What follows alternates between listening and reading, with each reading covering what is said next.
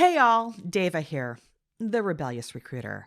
This is part 2 to my conversation with Daniel Stanton. We're covering military recruiting and strategic objectives around recruiting. So if you missed part 1, you might want to get a little bit of context. Go back and listen to that one first, and then grab another cup of coffee, sit back, and listen in.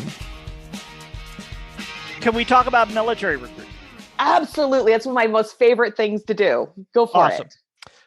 Companies have this desire, right? Which is well-meaning, that they want to recruit veterans. They want to recruit folks out of the military.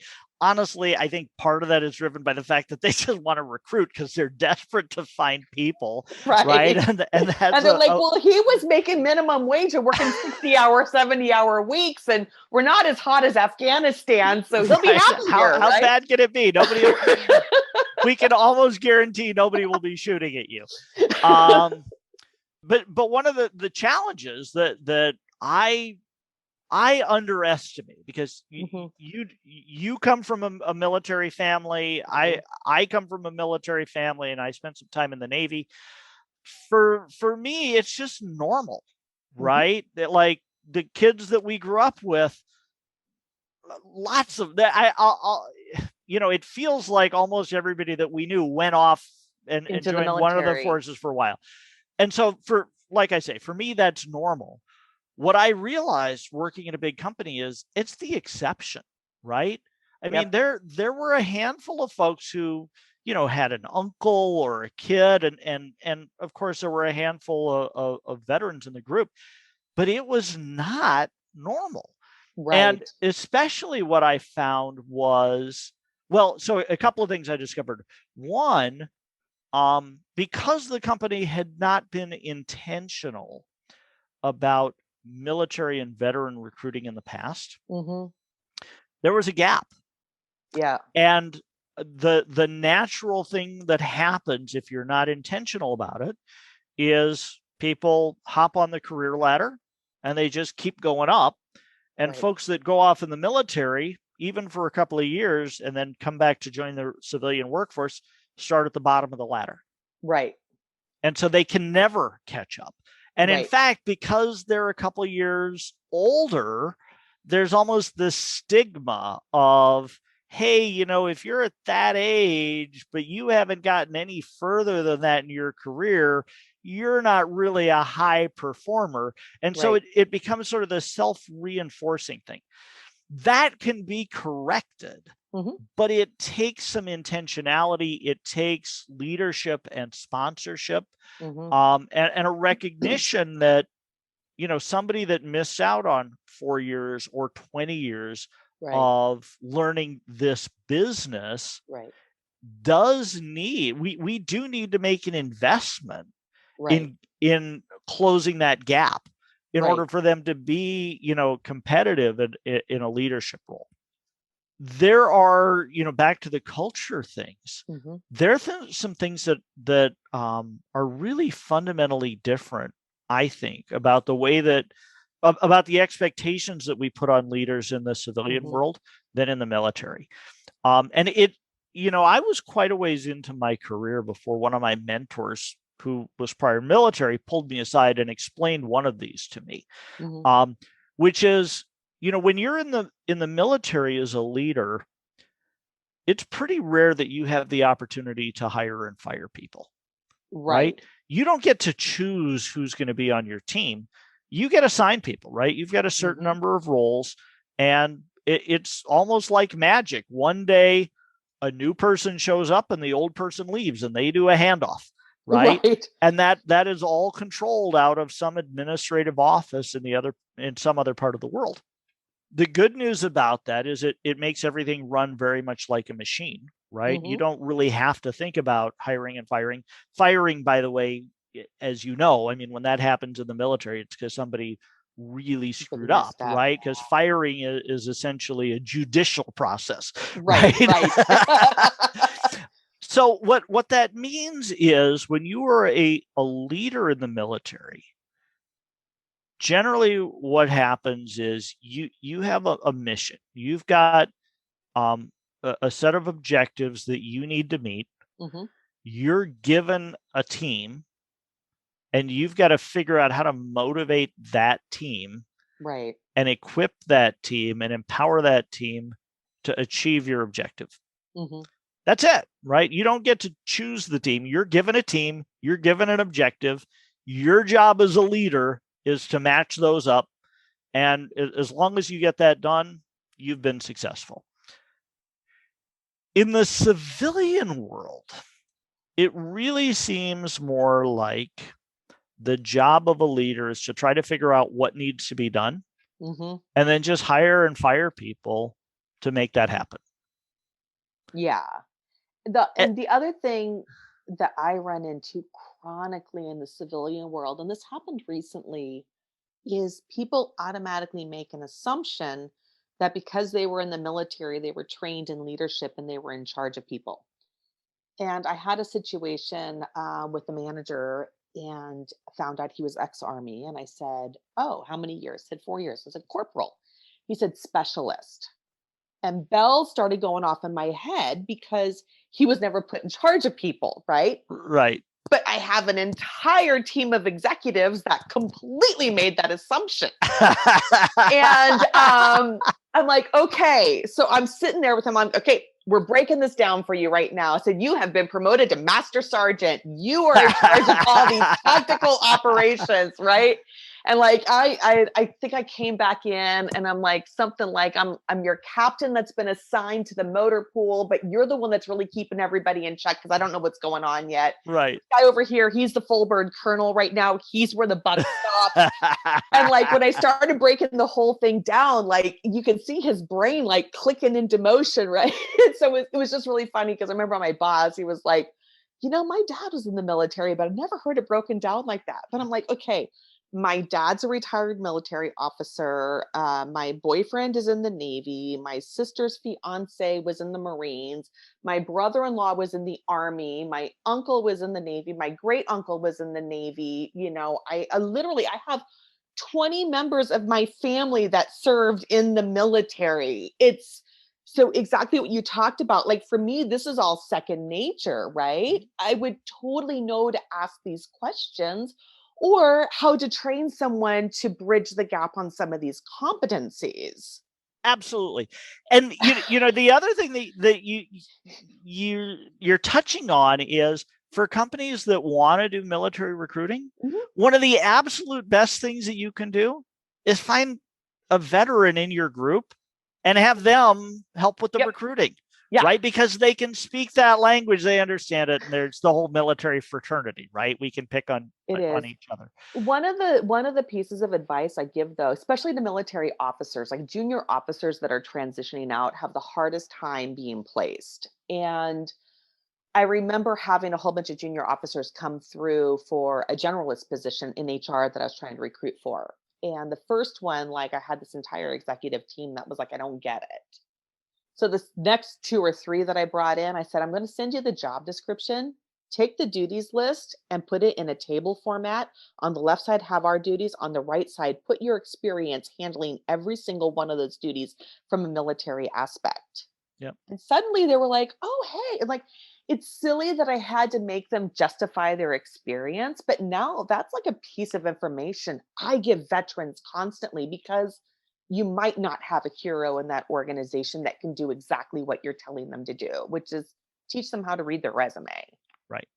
Yeah, it's the English translation, but so a great example, right? Where I mean, if you have, and I've been in this situation, an entire recruiting team and a panel of hiring managers who've never been in the military, who are, maybe patriotic and want to do things to support veterans and give a veteran candidate a chance, literally don't understand the difference between being an officer or being enlisted. Right? Or, the one that was fun for me is I got a phone call one time when I was in this recruiting role from somebody with corporate HR saying, "Hey, we're launching this military recruiting initiative, and we're trying to match candidates with our openings throughout the enterprise. Okay. And we've discovered that there are these things called MOSs, which translate into kind of job roles, right? Mm-hmm. We can kind of do that. And of course, the inside joke is I was Navy. We don't have MOSs, but I know enough Air Force, Army, and Marines that I get what they are. I don't know what they are. I know that they exist. But then the conversation was, so we found the MOS for nurses. And we found, and we can match that to the job roles. And we found the MOS for recruiters, and we can match that to, corporate. We're trying to figure out what MOS matches up with supply chain. Well, like half the Army and Navy, like right off. You get it immediately, right? It's like, so I thought about it, and there was probably an awkward silence on the phone, and I'm like, well, kind of all of them. Yeah. Look for the titles that say scheduler. That was supply chain. It's like, oh my gosh. And so the point being, there's this bridge that we've got to build. There's this English to English translation. Of course, there's the issue that between the services, we have our own jargon, right? We have our own way of divvying up job duties and responsibilities. Within each of the branches, you've got officers and enlisted, and you've got to understand something about rank and responsibility, and as well as job function, right? The responsibilities of a Navy pilot are different than an Army artillery officer or an Army infantry officer. And not that any of that necessarily qualifies or disqualifies a candidate. But if you as a recruiter and if you as an employer aren't willing to invest a little bit in understanding what that experience is and what it means, then somebody that has that sort of experience and has had that sort of responsibility is frankly entitled to feel a bit disrespected and choose to go to an organization where that's going to be valued. Yeah, I know military hiring for me has been huge. My father, when he retired from the Air Force, he retired just before the wall fell. He retired in 1990, and we stayed in South Dakota that final year for me to graduate high school. And so we moved out here to Oregon during the height of that nasty recession in the early 90s. And a military officer, and the way the military, see, this is what people also don't understand about military resumes. Like my dad had 2 or 3 jobs in the military that technically weren't assigned to his specialty or his rank. So technically it never existed according to the military, right? So then having to figure out, back on the typewritten resumes, and, he was a scheduler and a navigator, and how that translated, he couldn't get a public sector job. Was he a B1 guy or B52 guy? He was actually a KC-135 and KC-135R. Yeah. And stationed at Ellsworth? Oh yeah. Yeah. Your filling fighter jets and B-52s. I didn't know that. I thought they were down at Omaha. I didn't realize they were up at Ellsworth. Oh yeah. There's his entire career, right? EC-135s as well. So anyway, fun fact, my dad actually planned the last mission in Vietnam. It was his plane, because he's a navigator, that carried the radio equipment to send the news into Saigon to get out of there. Really? And he was scared because the nature of that mission, they were not allowed, because remember, KC-135s have no military armament. That was the first time he had to go into a war zone without fighter cover. Interesting. So that's crazy. That is crazy. Now you take all this. Now let's fast forward 1991. My dad could not get a job in this recession, and he wound up going to a temp service, working as a lumper on a truck. And then eventually he got assigned to a local food distribution service, packing boxes. And they hired him. I think like minimum wage at the time had to be around like $6, maybe $7 an hour tops here in Oregon, probably closer to 6. And they hired him at like 9 something an hour because he was so good at packing boxes. And it's like, you have to look at what it takes from a military perspective, right? Like he showed up. Now, eventually he found a local school that trained people and got them into the airlines. And within like 5 years, he was scheduling planes again for, a national airline division. Right. And then he went into flight maintenance auditing, and they actually loaned him out to other airlines. Interesting. It was all his military experience. Well, but the other thing about that story, Daava, and it speaks so well for your dad, which doesn't surprise me, is, to be able to kind of just take a step back and put your ego to the side and say, let me figure out what I can do. And it's not fair and it's not right, but that military life is behind me and I need to start over. And so let me find a place to begin. And this is where, like, for me, I have a heart dealing with the military, because I don't want people to have to take those steps back if they don't have to. Maybe half a step back to learn the organization, learn the civilian way of life, but absolutely have to start at the bottom. It's not a fun place to be sometimes. No, absolutely agree. And I run into it a lot. I spend a lot of time talking with folks that are in that sort of position, that it's, when you're in the military, the other thing about it, we talked about how as a leader in the military, you generally don't have much responsibility for hiring and firing. Right. Firing is a judicial process. Hiring is an administrative thing that is handled by somebody else. As a member of the military, you generally don't have that much responsibility for navigating your career, your assignment. No, because it's all assigned, especially if you're enlisted, more so than an officer.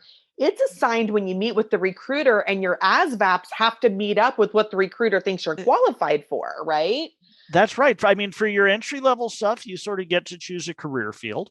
And then once you're in that career field, you pick an assignment and you go do that for 3 or 4 or 5 years. And then when you are getting close to the end of it, you talk to somebody and they say, okay, I got 3 choices for you. Right. Do you want to go here, here, or there? Or maybe I have 1 choice for you. Right. Totally different. And, if you've done that for 20 years, right? Frankly, even if you've done that for 10 years, just figuring out how to navigate a career on the civilian side is such a totally different set of skills and thought process. It is, I think, important for folks that understand it and have made that journey or who've been a part of the journey, as you have with your dad, to be empathetic, right? And to figure out how to explain that. Actually, I had that conversation a week or 2 ago with a veteran in my region. They got out. They decided where they want to live. They bought a house. He's been looking for a job for 3 months and he can't find a job. And so, we spent some time talking, and he's like, what am I doing wrong? How come nobody's going to hire me? I'm like, well, I mean, I've got a list of openings with people that are looking for somebody like you, but they're not within a 15-minute commute of your house, right? Right. And even the ones that I had that are closer to him are on the other side of town. And he's like, well, I don't want to have to drive that far. Fine. I'm not criticizing that at all, but you just need to understand then that, in the same way that recruiters end up searching for a purple squirrel, right? Somebody with exactly these skills and experience in this location that's available today. Right.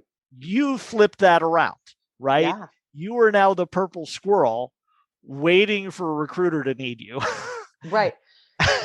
And that's one of the things I know for me personally, when I was looking at leaving Oregon a few years ago, the cities like that I was looking at, because I'm a recruiter, I can't just move to small town America. Like, I literally was like looking, like every city in New Mexico that looked romantic to me was out, because the largest employers there were industries that I wasn't familiar with or wasn't large enough to support somebody that could do what I could do, right? And it's the same thing when you're getting out of the military. I see a lot of transition experts, especially on LinkedIn, talk about, don't pick the city, do the research, find out where your skills will be utilized, look at the cost of living, look at the average pay, then pick where you're going. And even better, one of the things the military has gotten much better about is helping people with the transition. And right. so there are programs now that, 6 months before your end of service date, you can start, not only looking for a job, but they've even got programs where you can basically intern with an employer while you're still on active duty. And so, what the folks that I see that are doing it much better than what I did, are, getting really serious about the job search and the transition a year before their end of service. Yep. Now, that doesn't mean setting the expectation that somebody's going to give you a job offer 12 months before you're available, right? Because companies can't do that. You're not going to make an offer to somebody that isn't going to be available for 12 months. Frankly, I think 6 months is pretty long. But what you can be doing 12 months out is building relationships, right? Emotional capital, yes. Exactly. Figuring out what are the companies that you want to work for? Right. What are the areas that you want to live in? How do you start plugging into those networks? So then, if you think about it like a funnel, right? You spend 12 months working your way through that funnel so that when it comes time for your end of service, the ideal is you've got a company that wants you, what the position is, what the location is. You can pay for have the military pay for you to relocate. So there isn't a reload cost for the company. Or if they offer, some sort of a reload package, you just take it as a lump sum check and put it in the bank. It's interesting that you bring that up, because one of the things, I used to work in a shipyard, and there was something called a NAVC certified dockmaster. And NAVC is an acronym. I don't remember what it's for. It's a really hard designation to get. It's about 12 years of dockmaster work on government contracts to get this certification, right? I learned though that while I was there was a thing in the Navy called, I think it's a technical engineer, which is a naval dockmaster. And it was a way to kind of hopscotch that certification forward. And then I looked at one of the average ages of our guys, and I'm like, oh, he's like 2 years away from retirement. So I started going through LinkedIn looking for people that were 2 years away from retirement that were technical engineers. And I'm like, hey, I saw you had 4 years of this, a couple years ago. Do you know that this skill set can be used? It's in high demand. And there were times these people would come back and say, that was my most enjoyable assignment of my career, and I never thought that I could use it when I got out. Wow. So, and it's putting that bug in people's ears. So yeah, maybe they don't ever come to work for my company, but now at least, 10 other shipyards benefited possibly just from me educating someone. Right.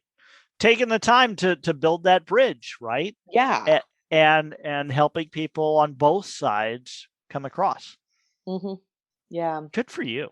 So let's talk about strategic workforce planning, but I also want you to bring in some alignment commonalities to supply chain. Absolutely. Okay. So, that's the thing that was one of the big epiphanies for me when I got pulled in from a supply chain role into my recruiting role. Right. One of the things that the company had been doing for quite a while was strategic workforce planning. And it ended up on my desk, right? It's this sort of once a year exercise that we would go through and send some sort of a report back up to the folks at corporate. And when it was assigned to me, I found the process for collecting, analyzing, and reporting the data to be less than satisfying. And so, but I stepped back and I said, so what are we actually trying to do here, right? What is this strategic workforce planning, SWP, all about? And the idea was we were trying to figure out where the company is today, in terms of where do we have people, how many people, how do we segment those people based on skills, capabilities, seniority, and what do we think the company is going to look like in a year, 2 years, 5 years? And what I realized is, well, that's just a forecast, right? Right. That's all that is.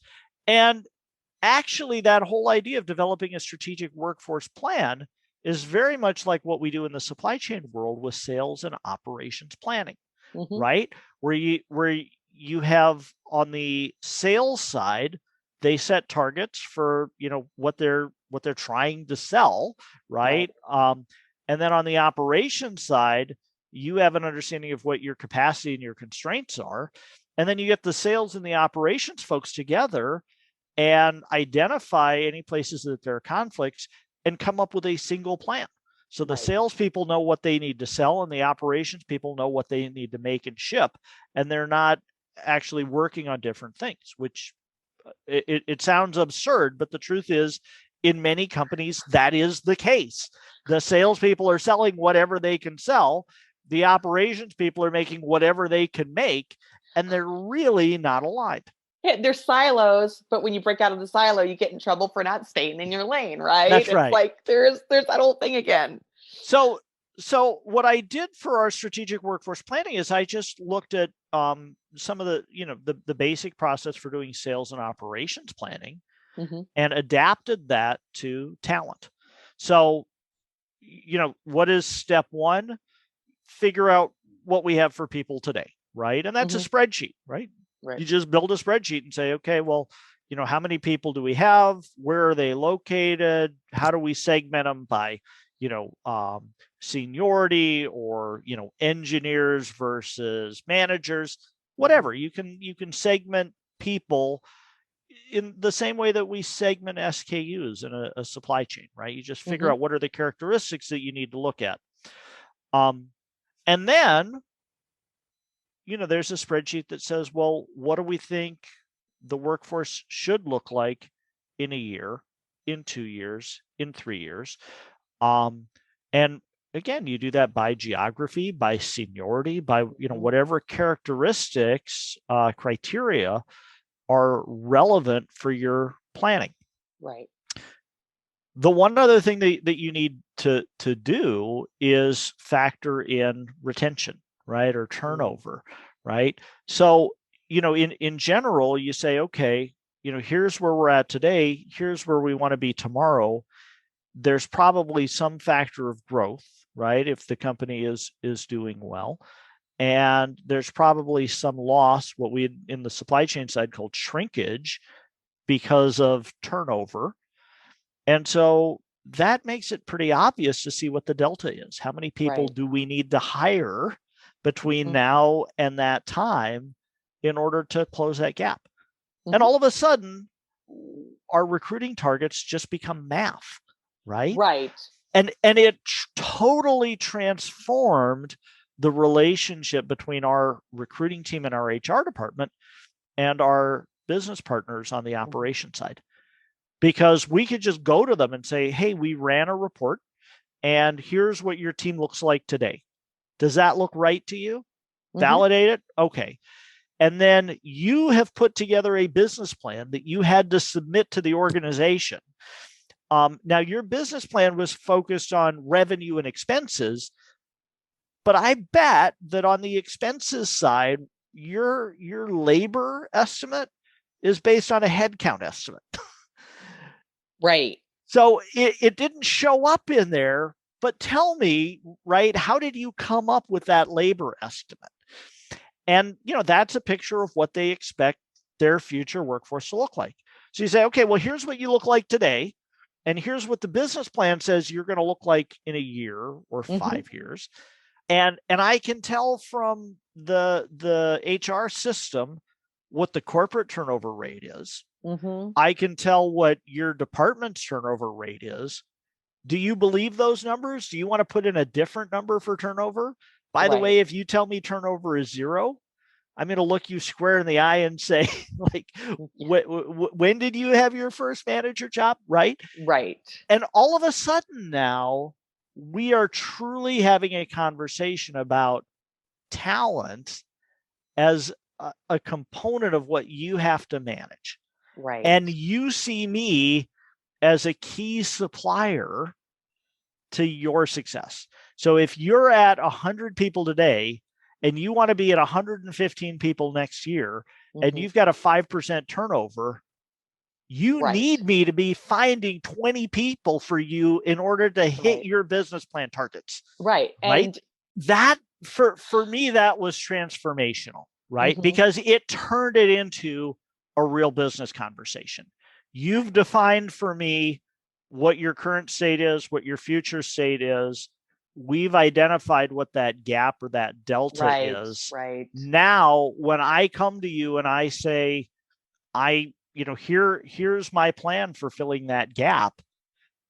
First of all, I have to come back to you with a realistic plan, right? Of how long it's going to take, what I need to do, what I need for a team to be able to do that, what I need for a budget to be able to do that, what I need you to do to help me identify, interview candidates, approve requisitions, And for me, adopting that S&OP process for our strategic workforce planning was the kind of the linchpin or the keystone to making recruiting truly a business partner with the operations team.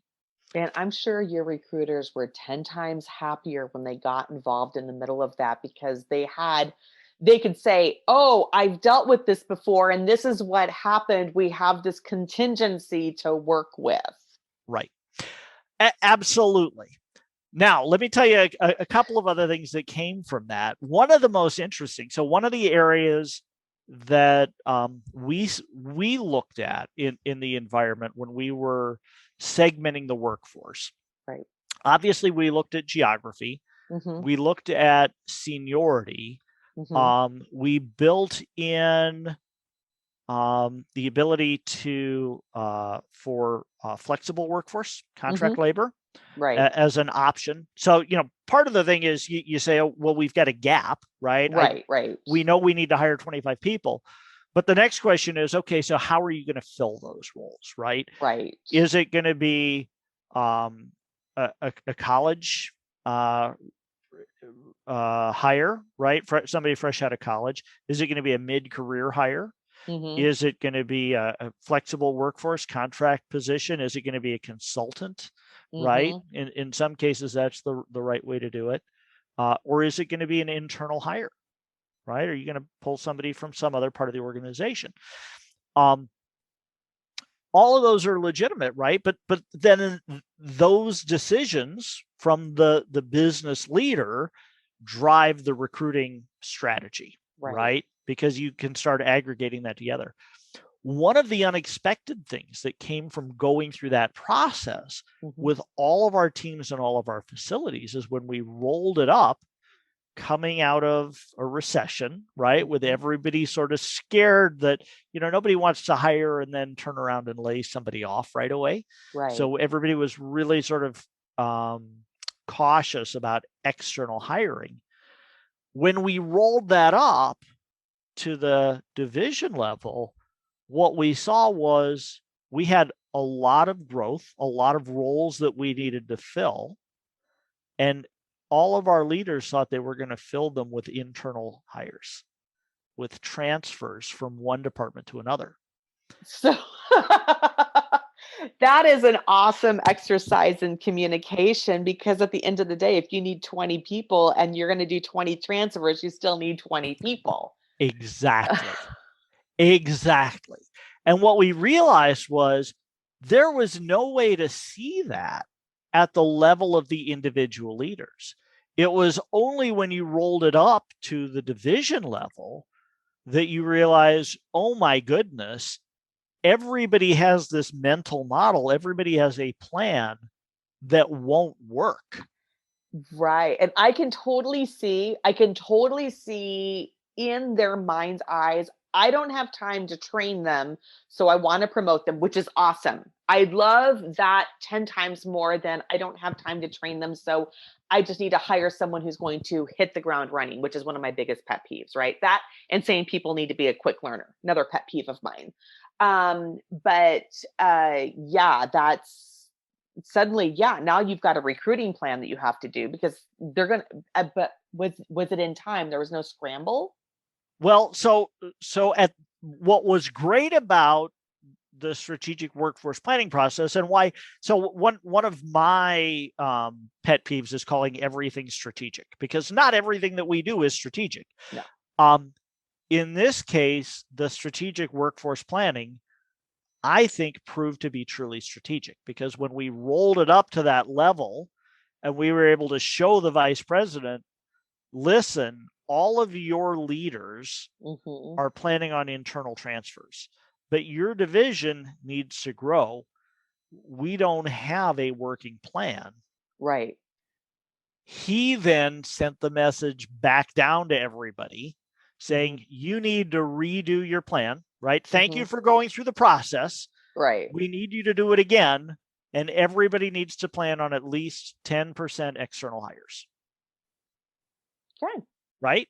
And so now you've got the direction to say, okay, now let's redo this, and we can iterate on it and come up with a plan that truly works strategically for the organization and isn't just, have everybody swapping seats constantly without us actually growing in a sustainable way, investing and bringing in fresh blood to keep the organization going. How many employees were with that organization worldwide?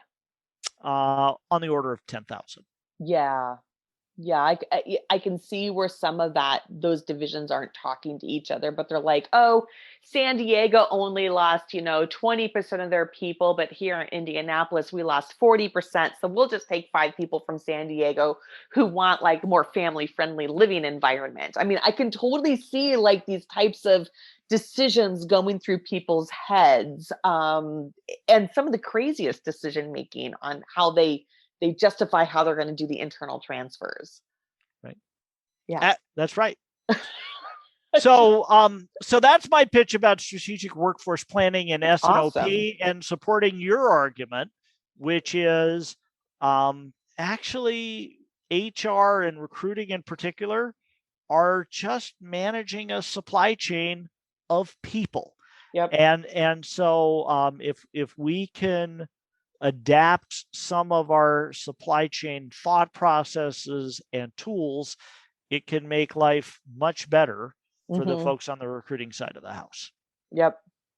That's awesome. All right. Well, thank you so much, Daniel.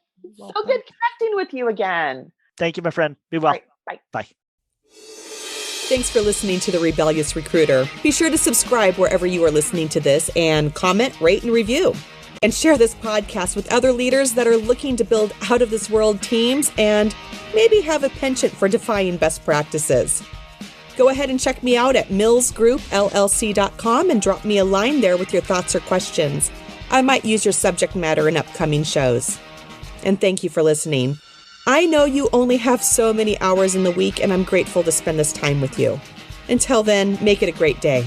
I'll see you on the flip side. This podcast is produced by TH3 Entertainment.